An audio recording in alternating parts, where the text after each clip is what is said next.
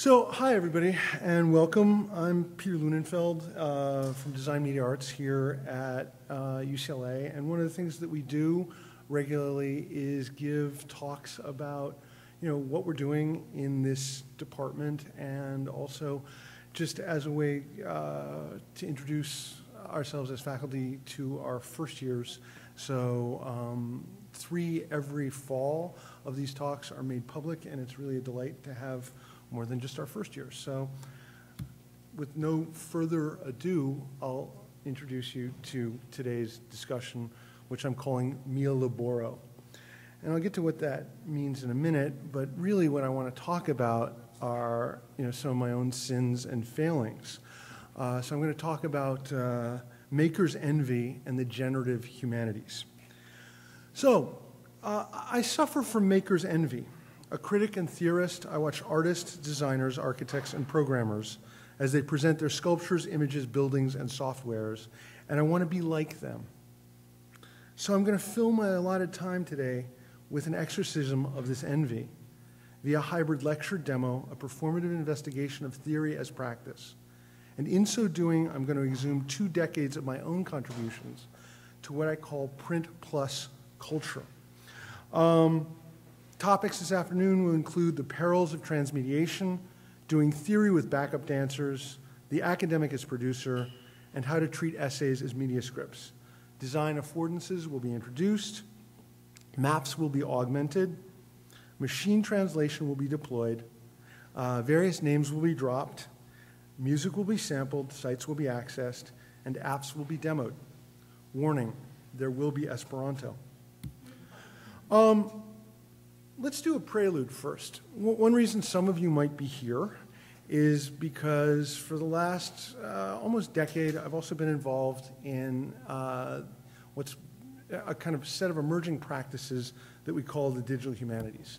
And last year, with 4 co-authors, I wrote a book called Digital Humanities, or Digital_Humanities, that came out with MIT Press in 2002. Joanna Drucker and Todd Presner are my colleagues here at UCLA.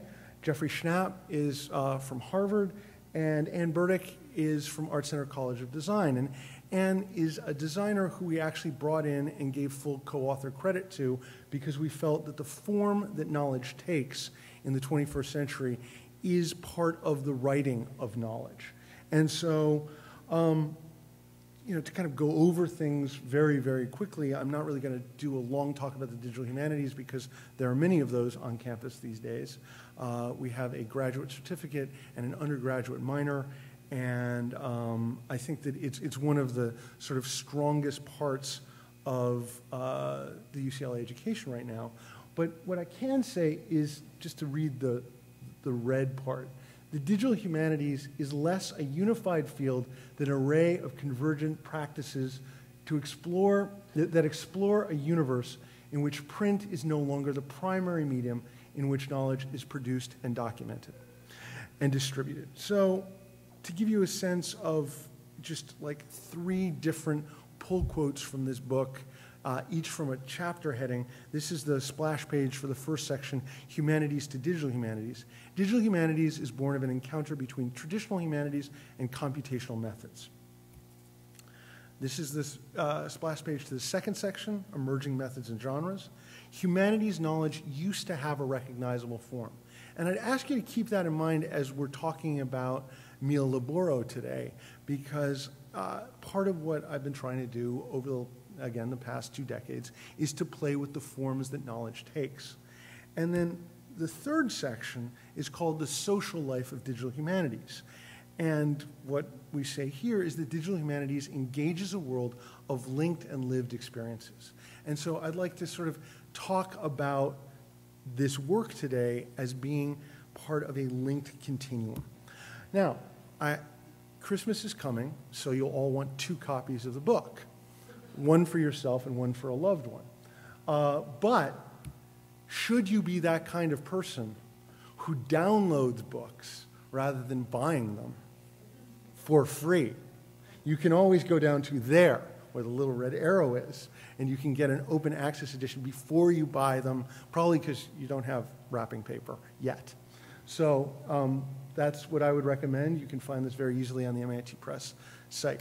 So to go back over the concept of digital humanities are collaborative, networked, interactive, rhizomatic, locative, productive, active, intertextual, hybridizing, and what I really want to talk about today is generative.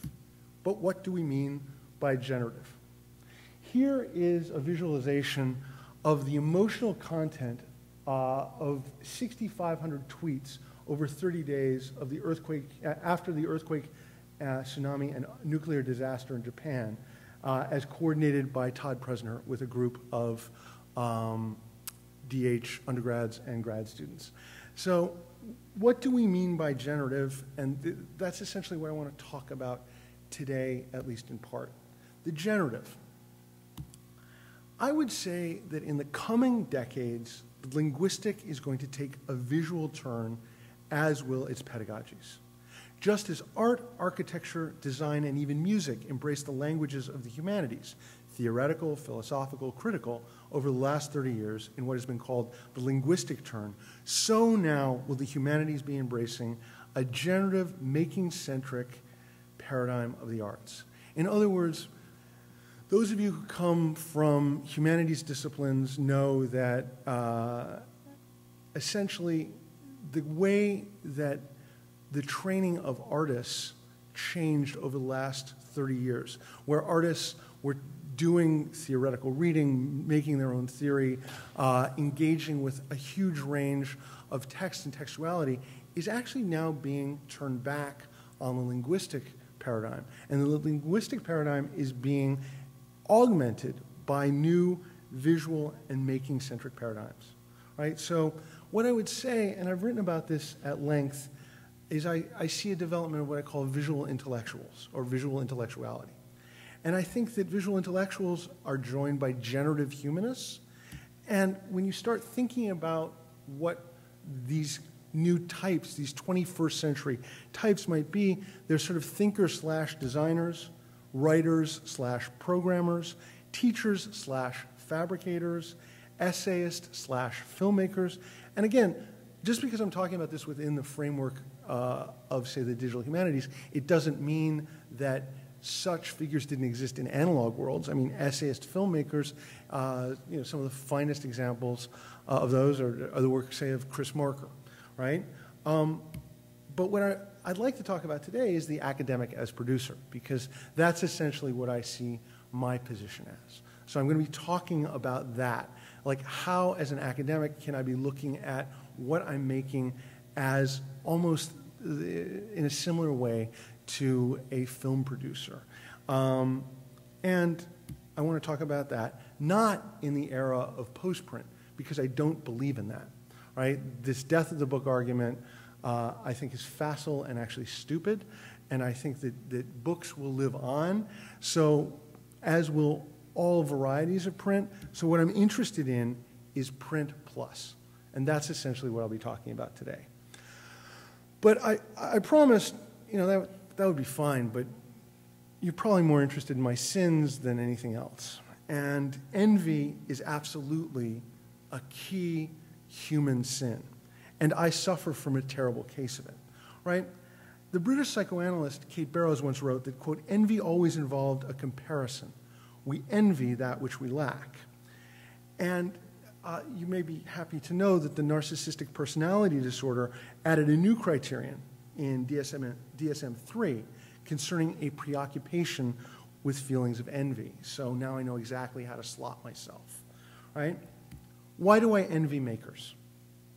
This is Zaha Hadid at the AA's podium in London giving the endlessly iterative talk with one title, right?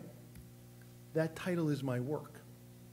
That's what artists and architects and designers and programmers have come to this room, you know, and I've been through dozens of talks here, and they give the same talk, and it's the talk we come for, and that talk is my work.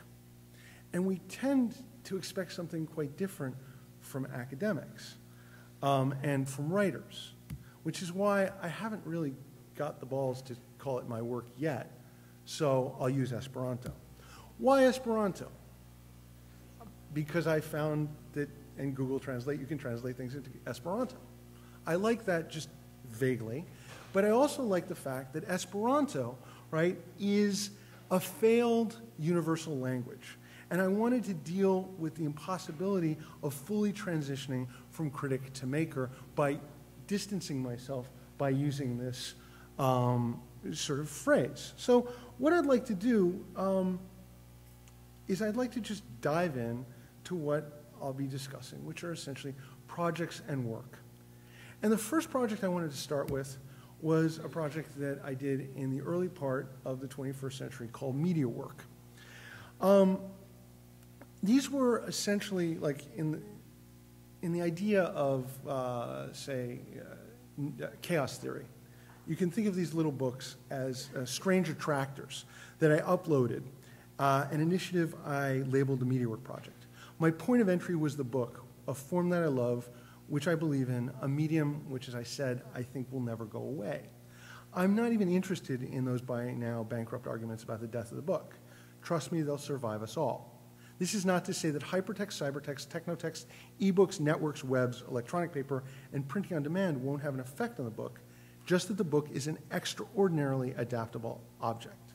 In fact, technologies can lift certain of the obligations that books have felt constrained to fulfill over the centuries and open spaces for experimentation and new potential for the medium. I would say that the book is at the place right now that painting was in the middle to late part of the 19th century, when photography lifts the weight of representation off of painting and opens this new space for experimentation.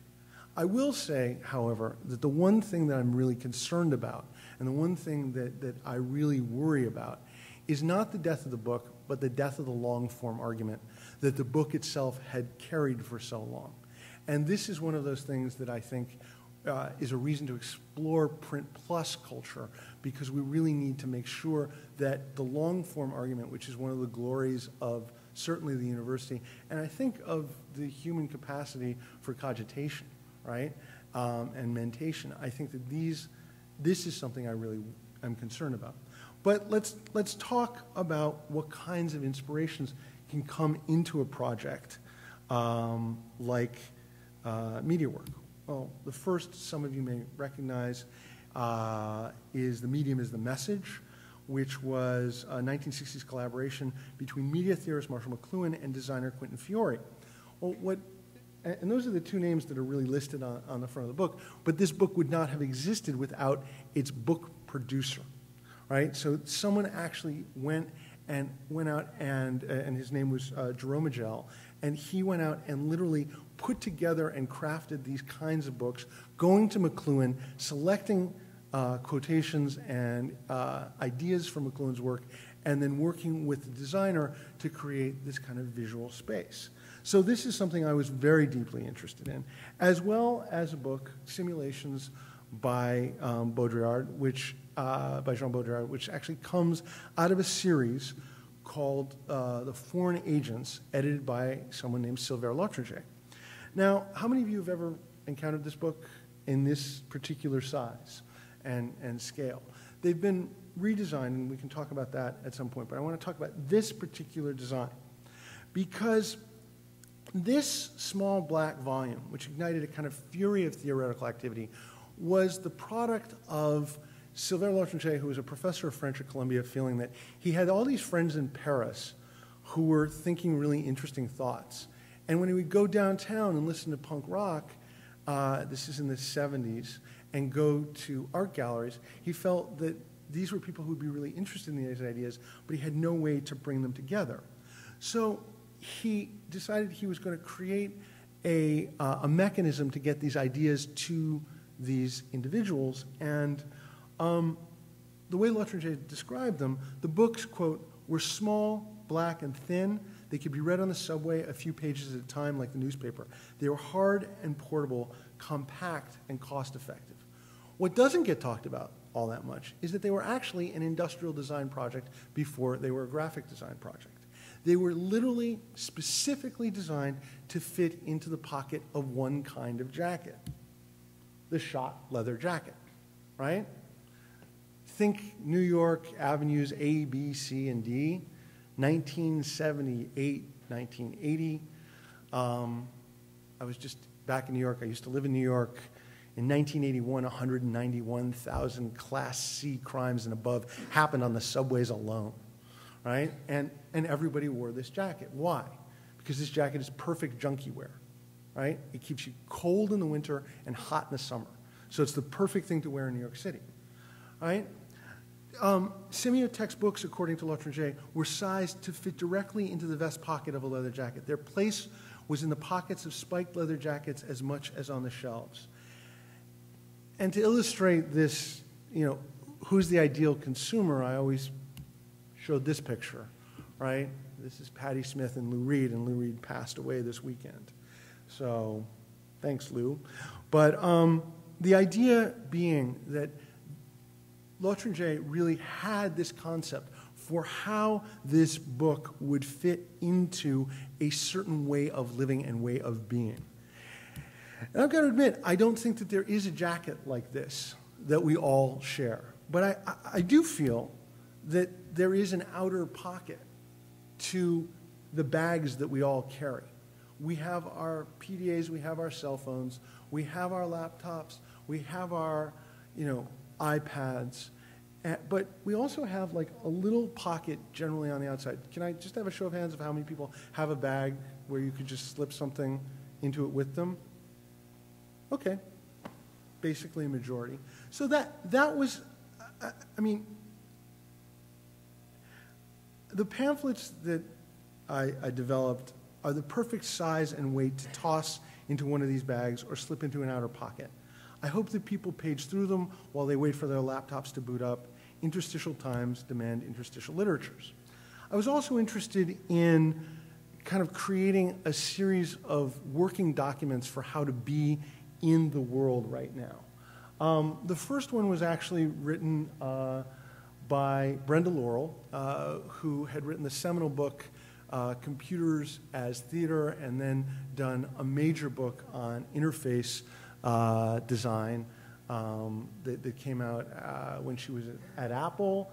And then she was actually part of a group called Interval Research and founded a games company for girls that she burned through $40 million of investment funding and actually tanked completely. So what's interesting about her book, Utopian Entrepreneur, which she admitted in the second page is a bit of an oxymoron, right? What she was interested in doing was creating a book where people could do good while they were doing well and do well while they were doing good. She felt that was a possibility in this world. That was designed by Denise Gonzalez-Crisp, and I'll be showing off a little bit of the interiors in a bit.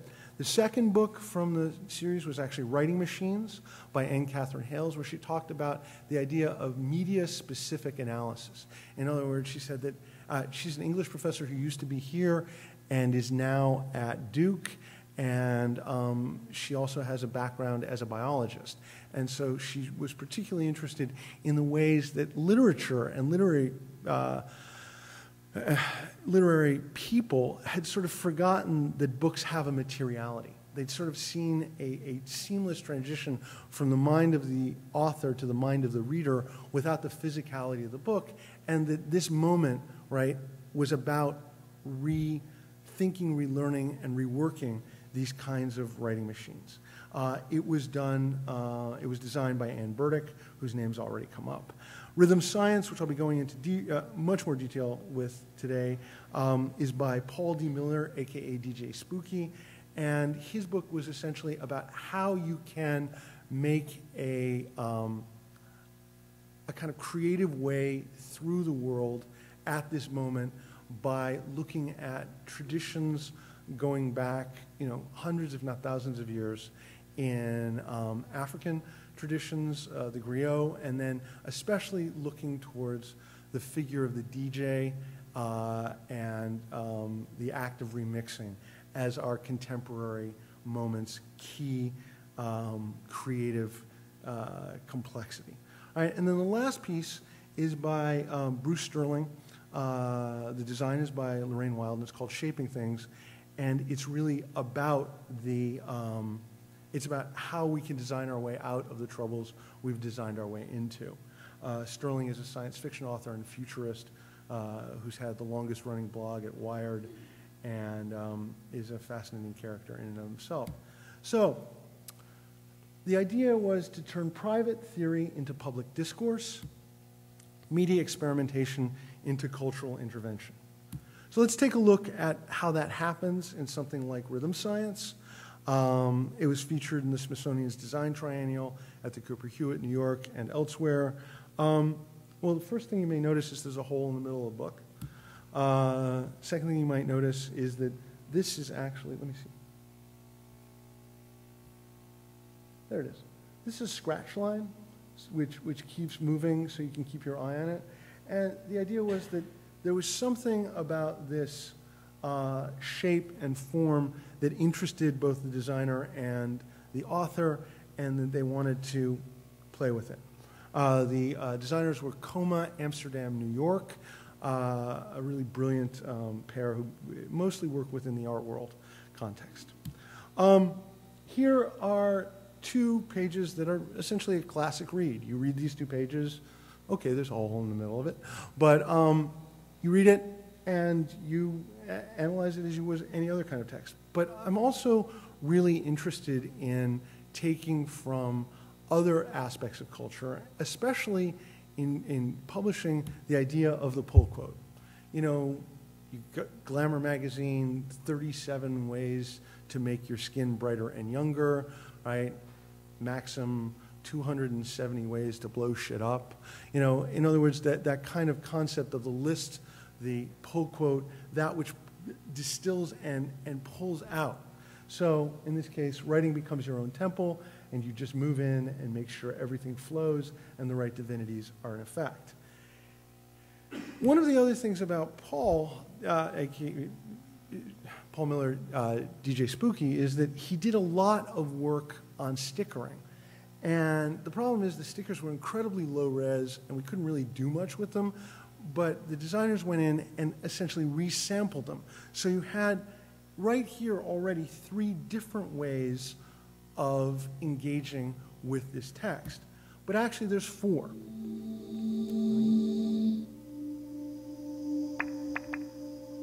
The hole that we've seen in that little red dot actually held in some, does anyone here remember there was something called a CD? And you could get music, you could also put a beer on top of it so it wouldn't ruin your coffee table. And so there was a CD of DJ Spooky's remix of a spoken language, spoken poetry collection out of Belgium. And it's a great piece. I really like that. Take one step outside yourself. Actually, I think I'll kill it right there. So, in essence, I think rhythm science offers 4 modes of materialized meaning making. The textual, which we talked about, the pull textual, which I have just now created, the visual, and the oral. And that these were, in essence, 4 ways of engaging with the key set of argumentations contained within this book. I wanted to do some demos today too, not just talk about projects. And I will actually start with the MediaWorks site and what I called webtakes. The MediaWorks site obviously had to exist. I wasn't going to start doing a set of books in 2001 that were not going to be somehow augmented on the web, but I wasn't sure exactly how to do it. I mean, one way to do it was to take the PDFs of the book and essentially dump them directly into an electronic file that you could download, which is what you saw we did with the Digital Humanities book. Would you like to know a secret? How many of you put up your hands if you want to hear a secret? I'll tell you a little secret about why we did that with the Digital Humanities book. Actually, we don't know why we did that. It just happened. I actually got a tweet was sent out by Lev Manovich, amazing news, Digital Humanities book, available open source from MIT Press. and there were 80,000 downloads. And then we woke up, and we said, who did this? And we talked to the editor at the press, and he didn't know. And then we got a very apologetic note from the director of the press, and apparently it was just some guy redoing the press's website. And for some reason, he thought he'd put in an open access button on our book. Now, one of the things is that it was a very 21st century moment. Then you have to make a decision. Do you say it was like a Cyber Monday thing where, you know, those 3 days like were the days that you could get a download? Well, once you've got 80,000 downloads, it's kind of out of the bag, and you kind of look weird when you put a paywall back up. And so, you know, when you're writing an academic book with 4 other people, you're probably not going to buy a Maserati with your own personal proceeds. So we just kind of let it go. It turned out to be a fantastic thing for the impact of the book. But it's just one of those kind of weird issues. It was not something that I actually chose to do with the Media Work pamphlet series, though in retrospect, I may still just pop up the PDFs at some point, talk to the authors, and just say, let's just let go now. But if I didn't want to do that, here's the site. What I was interested in doing was something that I called a webtake. I'm really interested in discourse and creating discursive networks, but I also have no patience to actually monitor discursive networks. So if you want to do something like creating a space, I was heavily involved with a listserv called Nettime in the mid-90s for at least 10 years. And I saw how hard it was to do that kind of dialogue. I also see how someone like Henry Jenkins from film studies is constantly online, constantly blogging, constantly getting various kinds of input and output into his creative communities and his discursive communities. I just don't do that. It's not part of what I do. So how do you model discourse? Well, one way I decided to do this was I actually had money from, I'd raised a substantial funding from 2 venture philanthropists, Jeffrey and Catherine Soros, and then a fairly big pot of money from the Rockefeller Foundation. So I decided I would commission responses that would essentially treat each object as this kind of generative space. That what I wanted to have happen was I wanted to have artists and designers and programmers read these books and then react to them and make something, and I sweetened the pot by paying them to do that. That this then was going to be some sort of model for how discursive communities of creative work can happen. And I'll show you one of them. And this one actually comes from the Utopian Entrepreneur. So Utopian Entrepreneur, you know, here on the website, you can go, you can take a quick look inside, you know, see some of Denise's work, Denise Gonzalez-Crisp's work. Let me blow that up so you can see it a little bit better. And, you know, this is one of the aphorisms that Brenda offers called Trust Yourself. But I also decided that I would go and talk to Scott McCloud. Scott, how many of you know his work at all? Okay, Scott McCloud wrote the incredible book, Understanding Comics, a metalog, a 263-page comic book about comic books. And for anybody who makes work in this room, I would recommend it. For Christ's sake, it's a comic book you can make it through, right? I mean, it's just incredible. It's also, it covers a lot of the same ground as Foucault, and he gave a reading here very early on, and I walked up to him and I said, that's really great the way you do that same analysis that Foucault does of Magritte, but you don't quite do it the same way. He says, you're like the third academic who's come up and talked to me about this Foucault. I should really go read him. So what you find is that, you know, there are parallel streams that come. So I asked him to do something called Idea Tree as a response. Let me see, where is that? That should be right here. So let's take a look at this response. What he did was he read this section from the book, from Brenda's book.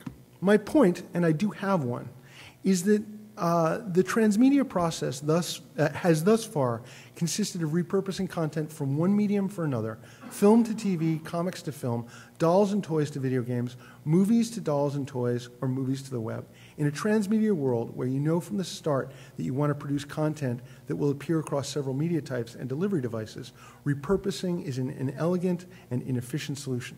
So this is basically, Scott did 5 responses to sections, and this is the 3rd one.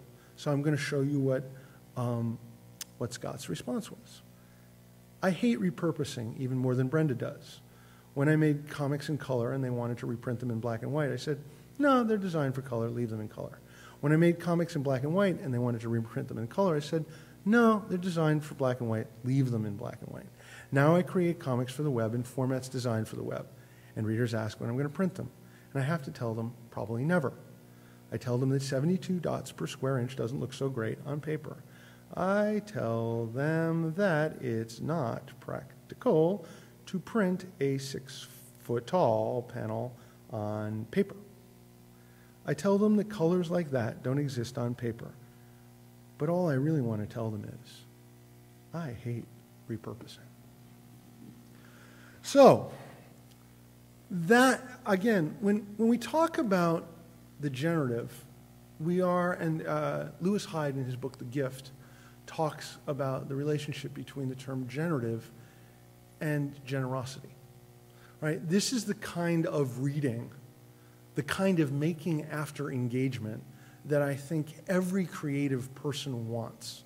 You know, in an ideal world, Scott McCloud encounters your work of art. Scott McCloud listens to your piece of music. Scott McCloud reads your text and then is so, like, turned on by it that he goes out and he makes something in response. This is what I think cultural productivity and creativity in the 21st century needs to be.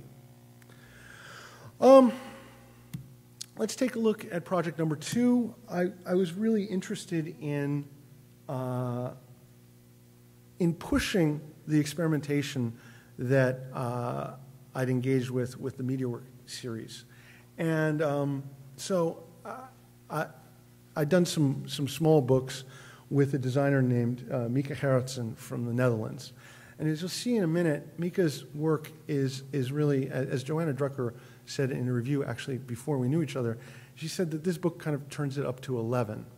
And I wasn't necessarily sure that anyone would be able or would be willing to subject their work to this kind of manipulation, but I was really, really interested in doing it.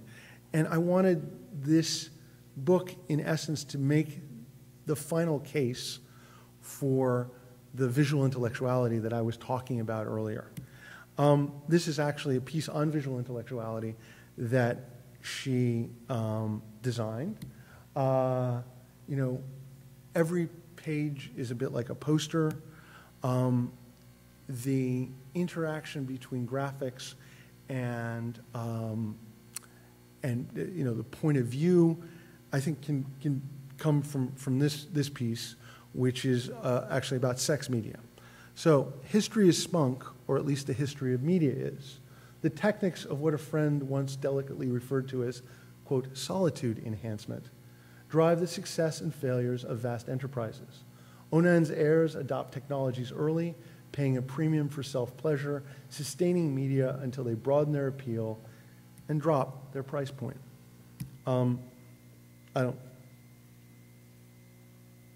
We'll just move on from this joystick. Project number 3. I'm really interested in the idea of how you can start to build in what I call textual affordances. I did a book that came out in 2011 called The Secret War Between Downloading and Uploading, Tales of the Computer as Culture Machine. And what I was interested in here, in terms of the form making of this argument, was to sit down with the brilliant LA-based designer Brian Roettinger and write to design. Every page in this book, literally every page, was agonized over. Every word, every design of the page. There are no widows, there are no orphans. And in the end, I'm not even sure if it's that important, except on the level of gestalt. Does everybody know what a widow and an orphan are? These are the little bits that are dropped off, pages that only have one line on them, paragraphs that end on another page. And we really wanted to just play with the affordance of text in the 21st century so that you could really see if writer and designer could work to create something incredibly close. Thank you. That is so nice. And we were interested in things like, how do you develop a text that has sidebars that are different enough to indicate that there's a change in tone, but not complete interruptions? That has to do with the weight of the text, that has to do with the leading, that has to do with just very subtle but present indicators like the carets and those L shapes. So, as you keep moving through this, it's just interesting. So I wanted to do another demo. This book as well had a web presence, but what I was interested in exploring there was essentially the idea of affordance theory. Does everybody know, or let's just talk about this. When you approach a door, do you know what to do when you see something round on the door? Right? That roundness, that protrusion from the door is essentially what industrial designers call an affordance. It's something that you have enculturated so much that you really don't think about it, right? Knobs are for turning and panels are for pushing. And you don't think that much about it. And so to develop an affordance, to think through an affordance, to work on an affordance, and to see if there are new affordances that are available is what I was interested in doing with what I called the Gen Text app. I wanted to explore the affordances that tablet computing could offer to text as a medium. The interesting thing about, or to me it was interesting at least, this book is an argument against tablet computing. It's actually almost a memorial to the last days of the laptop and to the affordances that the laptop offered to uploading, which I don't think we get very much of in the era of tablet computing. Tablets are brilliantly designed to download, but then again, so are televisions. So what I would say is, I'll show you a quick version of this. You go to secret-war.com. If you do secretwar.com, you get Jesus versus the devil, which is a really interesting war, but not the one that I do. In working with John Gasnick, who was a student here, one of the things that we were interested in was to make sure that this would function at any scale. So this is a well-designed site for mobile phones and anything else. But what I was really interested in was I wanted to do, let me see, where is that? There it is. Those are the carets again. I wanted to think about using this. Okay, hold on. There. I got to go back. Okay. So here is the last chapter of the book available as a free app called GenText. The last chapter is called Generations, and it's the history of the computer as a culture machine. In other words, it is a history specifically developed for artists, designers, architects, and musicians, as opposed to for people writing databases or for people trying to send rockets to the moon. It's really about where the ideas for turning this machine into something that produces visual and oral and spatial culture comes from. So I'd like to just show you that, imagine your fingertips are the two white dots. So you open it, you click it, you go in, and the first thing you get is, of course, an explanation of what's going on. All right, GenText allows readers to access arguments at 3 levels: short abstract, single-screen synopsis, and full selection, with the dynamic interaction offered by pinching and reverse pinching, literalizing the metaphor of zooming through the levels of the text. Unbelievably, there's not a good word for reverse pinching. Right? That is what people are still using, 2 to 3 years later into the development of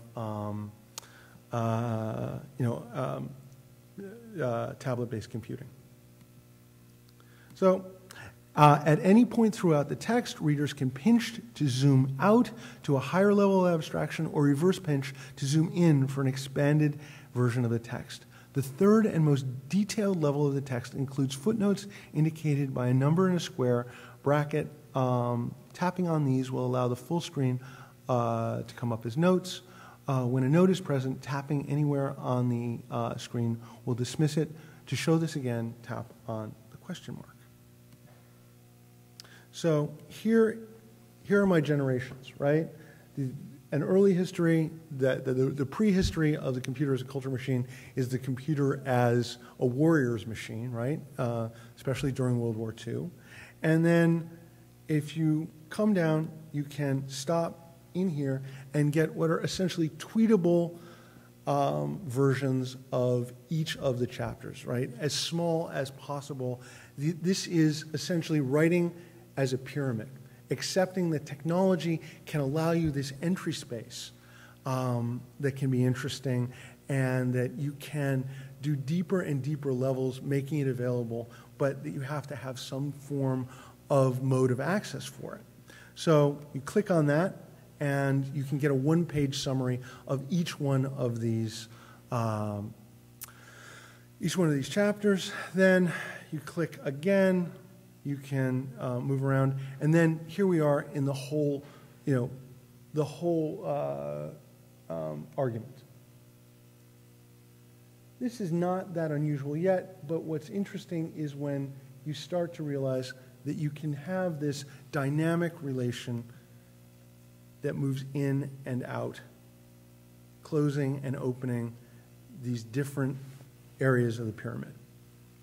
So that was an exploration of text. If you don't want to pay for this book, you can always go in and just do what we call the directorate, where the entire book will eventually be available to you as a series of URLs, but you have to do all of them, and you'll get the entire book. And conceive, I haven't had anybody do the entire book and then create a macro to get rid of all of the .coms and et cetera, but it's possible, and you can read the whole thing. In looking back on this book, I actually think more of it should have been open sourced. I'm very interested in failure analysis because I think that's something that academics do very little of, at least outside the sciences. I think humanists do very little failure analysis, and I think that if there's one thing about this book, it came out at a moment when if the majority of arguments aren't online, then the majority of arguments seem not to exist right now. So I'm thinking about that for my next project. And here comes that next project, project number 4. I'm really thinking about the essay as a media script, right? I'm interested in the idea that an idea or a set of ideas can take place within text that then find different forms both as text and outside of text. So this is, I designed this book cover at home, which is a sign that, amateurs shouldn't do their own book covers. But I'm thinking, I'm doing a book actually about the history of Los Angeles. And it's called City at the Edge of Forever, Los Angeles Beyond the Screen. And one of the first things that I did was I worked with Mika Harritson and her partner on something called the Next Nature, which was a biggest visual power show down at the $1 Million Theater in downtown Los Angeles. It was essentially a piece about how Hugh Hefner and Walt Disney were the same person, just with different demographics. And it was done as a kind of performative lecture with backup dancers. I'm actually going to Tokyo next week to give another version of this, but for a group of roboticists. It's a long story. One of the key pieces of this was an essay called Gidget on the Couch, which used the emergence of surfing in particular, and in particular its transition from activity to lifestyle, as a way to think through the evolution of modernist architecture in Southern California. And it began in issue 56 of The Believer. And in terms of talking about transmediation, the next place it turned up was in The Believer's website.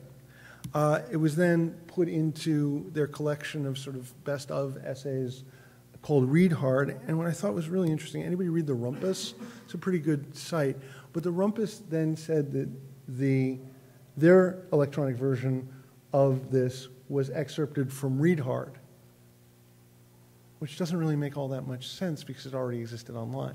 But that's fine. These are sort of the ways in which texts now function in ways that we understand them. But in my third demo, I'll talk about a way in which you can take text and start to think of them as scripts, which I literally did with a grant from Vectors, which is an online journal at USC. And I was really interested and inspired by the great critic of Southern California architecture, Rainer Banham, who did a wonderful video piece in 1974 for BBC4 called Rainer Banham Loves Los Angeles. I was always really interested, almost obsessed, in how Banham's love for Los Angeles emerged out of a number of books, including the key book, the Los Angeles, the Four Ecologies, and then he just did a great kind of shaggy dog drive around LA, which is one of the things that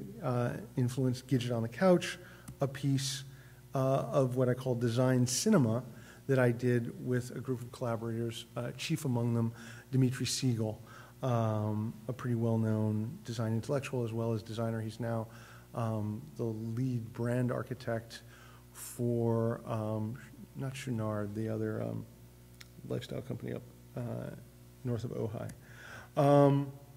Let's take a look at a little bit of that. So here's the Vectors journal. There's a bit of writing in there. There's the editor's introduction. There's also my statement. Then there's Dimitri's statement about making it. And then here is, I'll play you a short excerpt. So I had the opportunity to there is a real Gidget, a real person who is named Gidget. And I had a chance to interview her in this. And what's really, her real name's not Gidget. Gidget stands for Girl Midget. And it was given, a nickname given to her by the surfers in the 1950s in Malibu. And her name is Kathy Kohner Zuckerman. And she asked me one of those really key LA questions. How famous am I? Right? She's been played by 7 different actresses, but she wasn't sure how well known she was.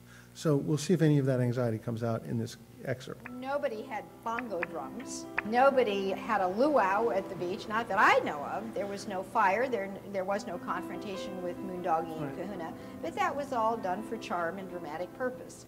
When Mickey started surfing, no one surfed Malibu. When he left Malibu, everybody surfed Malibu. And the reason for that was one 95-pound girl named Gidget. She took an obscure sport done by a very few people and managed to create a vision of it as something more open, easier, and definitively a lifestyle rather than an activity. And that move from activity to lifestyle is what made surfing blow up to an extent that Mickey Dora felt he literally had to flee Southern California and all the other places that anyone was surfing to go on a worldwide pilgrimage to find the emptiest beaches he could for the rest of his life, because he really felt like this woman had destroyed his Eden. Mickey Dora was a great surfer. He was a little odd. I do recall that he took me up to Wrightwood, which is a ski area, and asked me to walk up the lift because, we weren't going to pay for a chairlift. He just rejected the system, and he did what he wanted. And I think that people are always asking themselves, what should I do with my life? Mickey's a guy who pretty much said, I want to go surfing. We build our pictures about culture from lots of different pigments and different ways of holding the brush. That's how we paint a portrait of when and how we live. And that's why I thought it would be really interesting to look at modernism which in its Southern California variant became truly a dominant style of building, at least in that way that the early California modernists, like Rudolf Schindler, like Richard Neutra, opened up a dialogue between inside and outside and created a new concept of what constitutes flow from the exterior to the interior and back again, a way of building that simply isn't possible in a frozen place like Vienna. This piece of property is the seedbed, the birthplace of radical modern architecture in Southern California as we know it. Of course, Schindler was here. He built the property. He was joined in 1925 by his Austrian friend Richard Neutra. They worked here together for 5 years until about 1930. Both of the seminal Lovell houses were designed here, the Lovell Beach House by Schindler, the Lovell Health House by Neutra. Several other buildings that have become icons of modern architecture were generated here in this property. Schindler, of course, was born in Vienna, grew up there, was trained there, and moved here as an adult, which really made him an Austrian emigre. Vienna was in many ways the most powerful city in the world culturally at the end of the 19th century. And I think that that's one of those things that links it to Los Angeles, which has a similar kind of cultural power and that has a similar kind of quality where people come together both with a certain unity and an absolute disunity. Well, it goes on. The point was that there was something about being able to write a piece, an essay, have it appear in a variety of spaces and incarnations, and then be able to sit down and use this as a media script. And not everything I'm doing will result in any kind of video. My next project is probably going to be some sort of RFID-enabled pirate radio sculpture pieces that I need to find collaborators to work with on to celebrate various kind of musical movements in LA after I write the next couple of pieces in the book. But what I'm really interested in again is how can we start to make ourselves into those kinds of people who can find a variety of material instantiations for serious, rigorous kinds of ideas.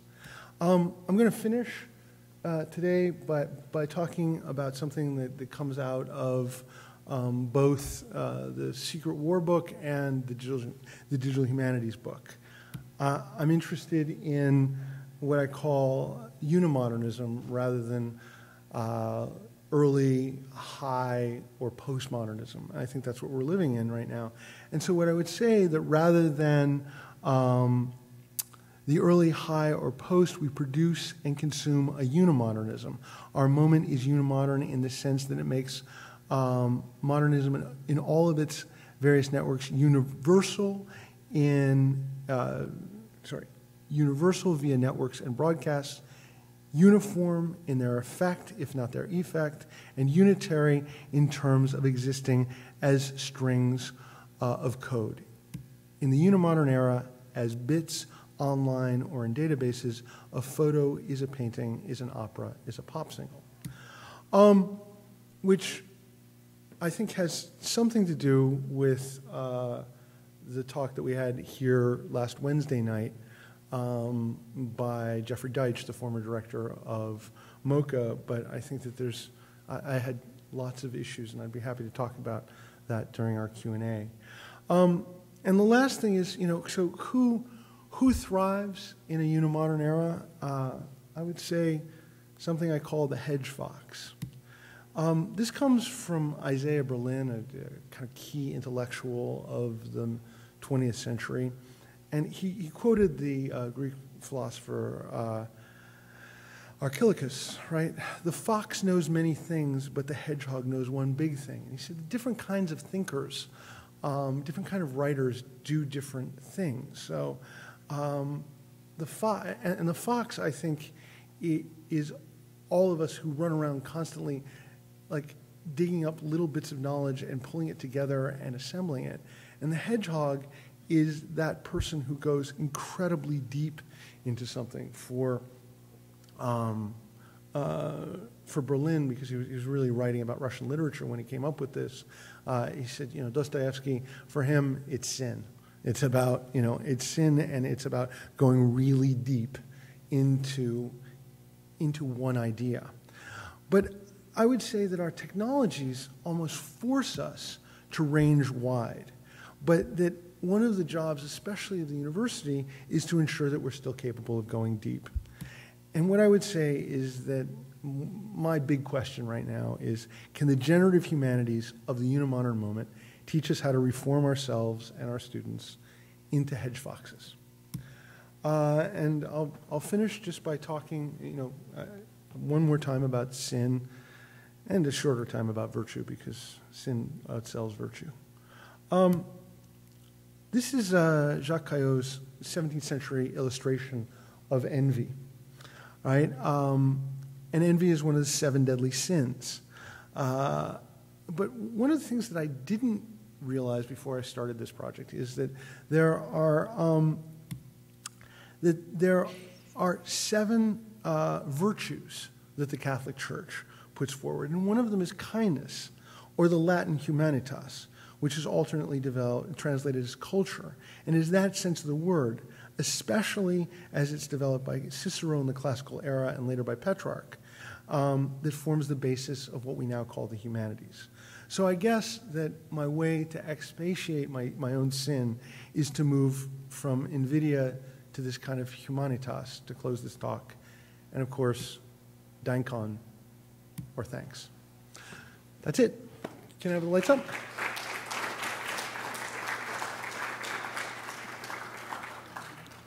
I think we've got time for questions. I certainly do. I hope everybody had lunch already.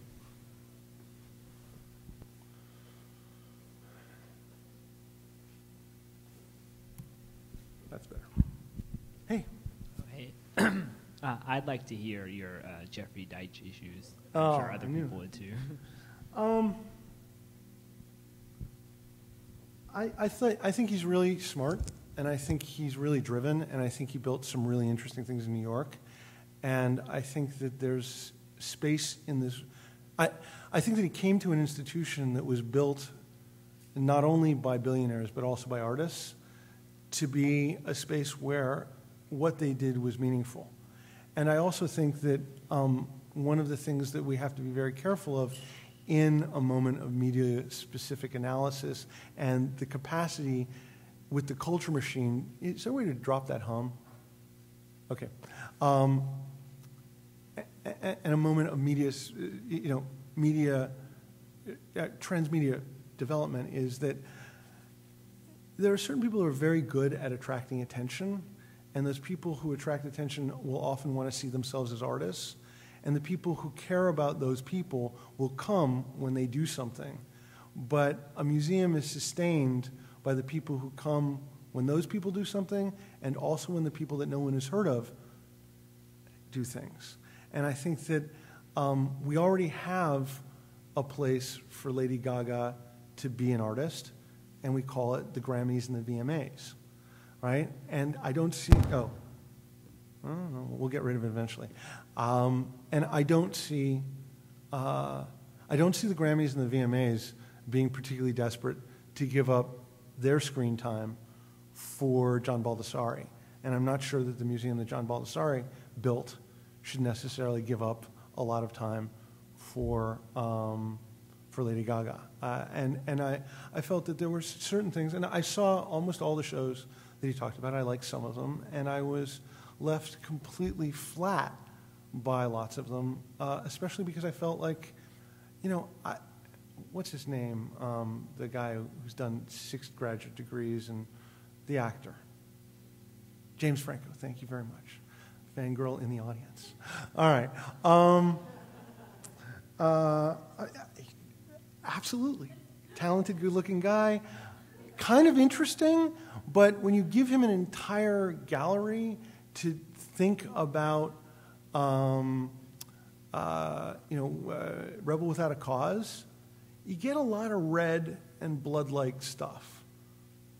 And that was about it. It was interesting, but it wasn't as fully thought through as other artists in Southern California when they've thought about cinema. You know, when I think about one of the classics is Cindy Bernard's work from the late 80s, where she would go and she would literally rephotograph classic scenes from the movies, but without the characters being there. And so, and I think the key piece from that was under the Golden Gate Bridge from Vertigo. And you know that you recognize it, but you don't know why. And that creates a series of sort of gears that turn in your head. You know, since we've already talked about one person who died this weekend, we can talk about another person who died this weekend, Arthur Danto, the critic and philosopher. And okay, I'll tell you two personal connections. Lou Reed, I saw when I was in high school when he was really deep into drugs and he fell off the stage and didn't get back up. So that was a Lou Reed concert that didn't happen. It doesn't mean I don't still really love Lou Reed, and maybe I love him more because I was there. You know, imagine being Lou Reed and playing the Buffalo State College Auditorium in the middle of February in the middle of the 70s. It's just horrific.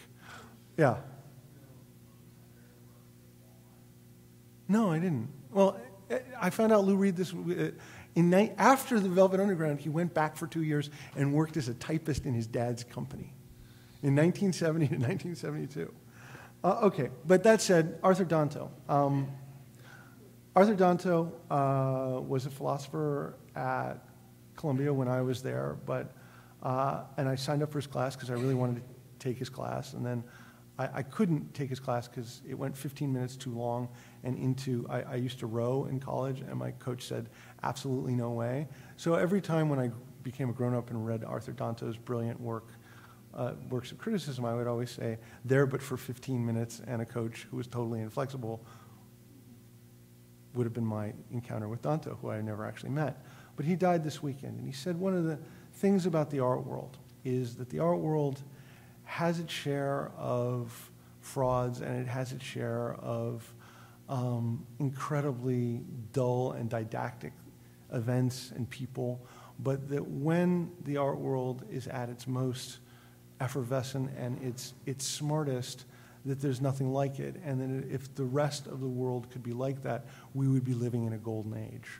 And I think that that's an immensely generous way for a philosopher to assess, you know, the art world. And I feel that although, I guess this is all coming back around to Deitch, I think Deitch wants to be that, but I don't think he accomplished that here at MoCA, and I wish him the absolute best of luck with his new venture in New York, and I hope he opens one in Los Angeles. And I'll be happy to go to it, but I'll also be happy it's not MoCA.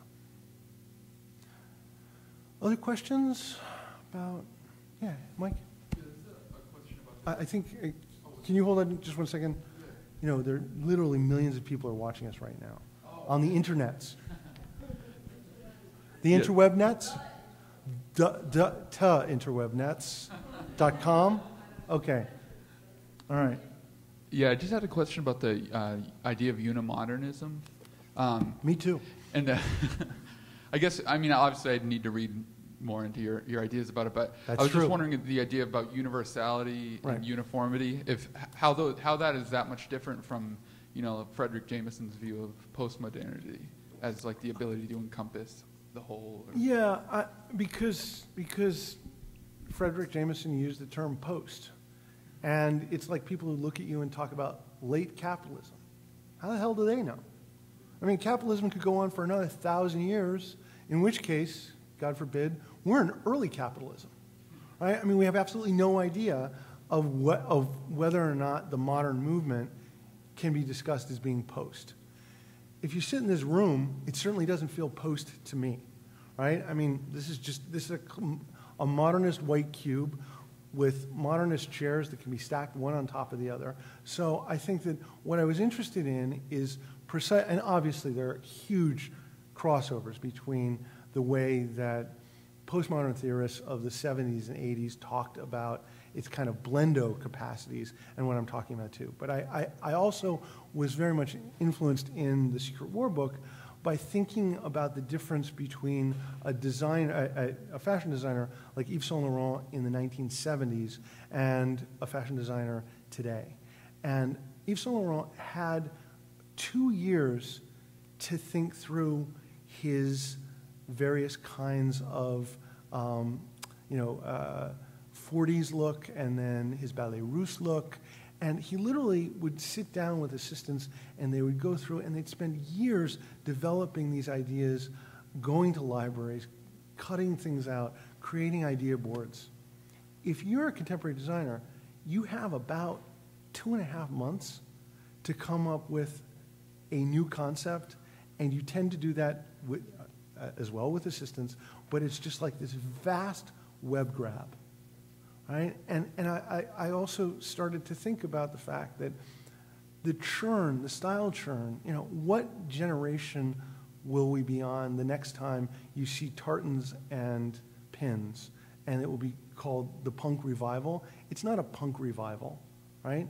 It's a revival of the punk revival of the punk revival of the punk revival of punk, right?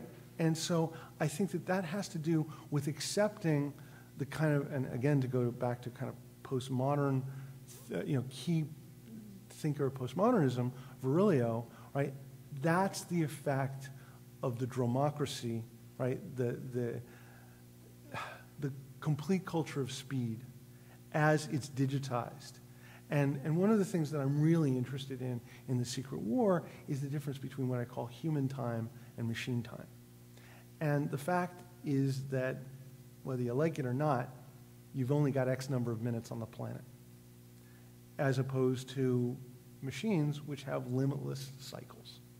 And I think that part of what we have to do now, like we've been inundated completely, and I think that was that postmodern moment of just ubiquity, and that's what he's talking about.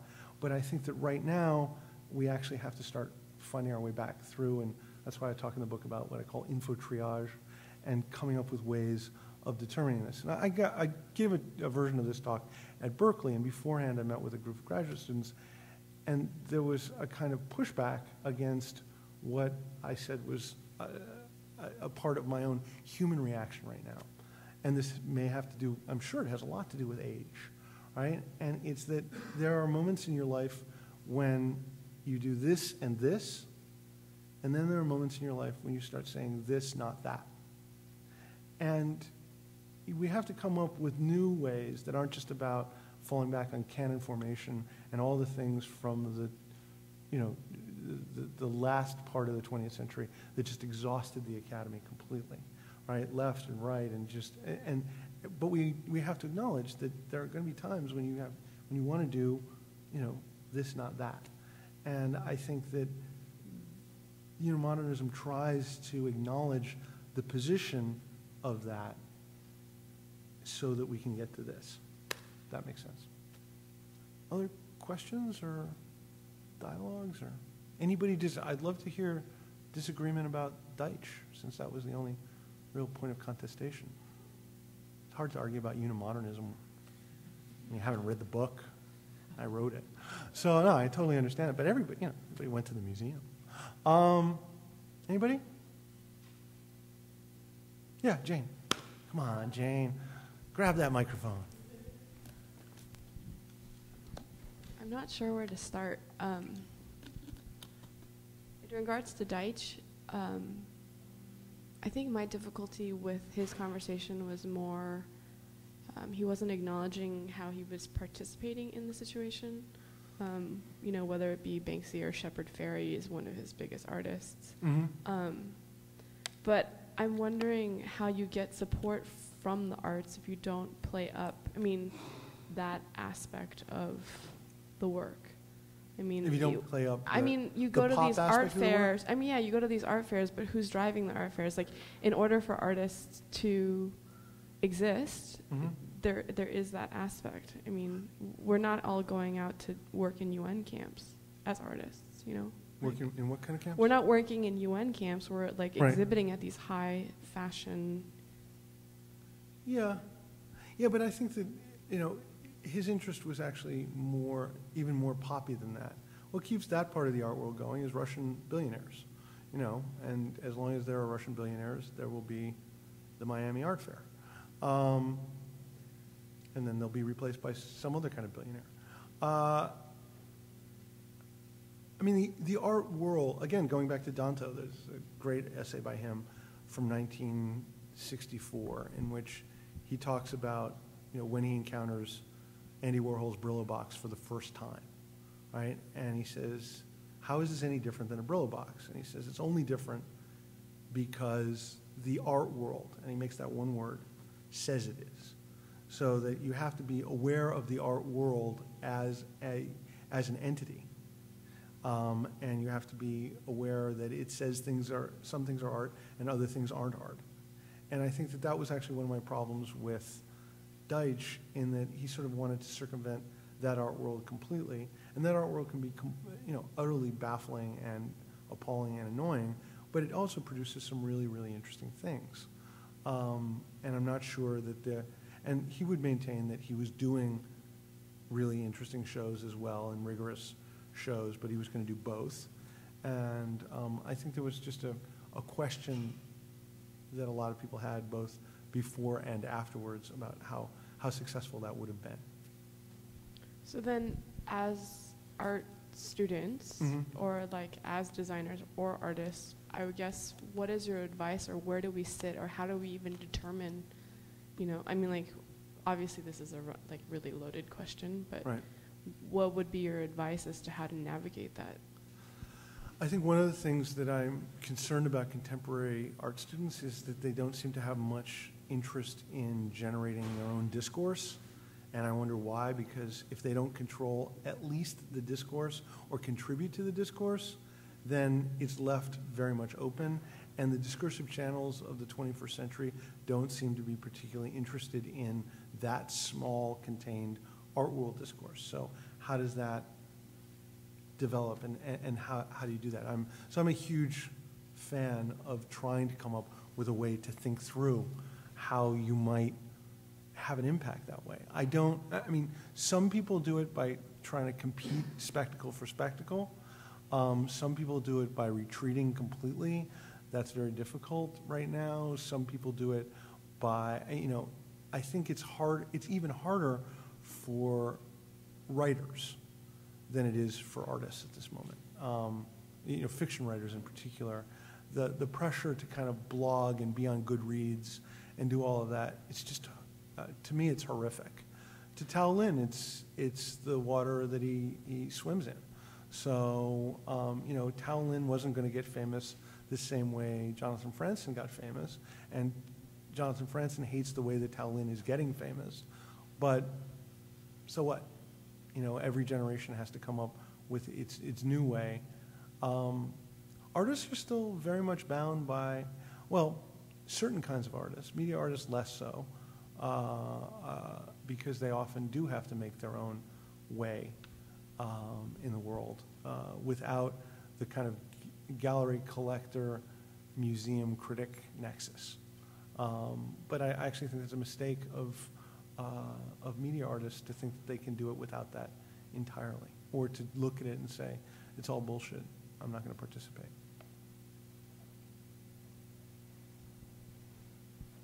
Anybody else? Anybody who didn't have lunch, have lunch. I think that's it. So thanks so much for coming.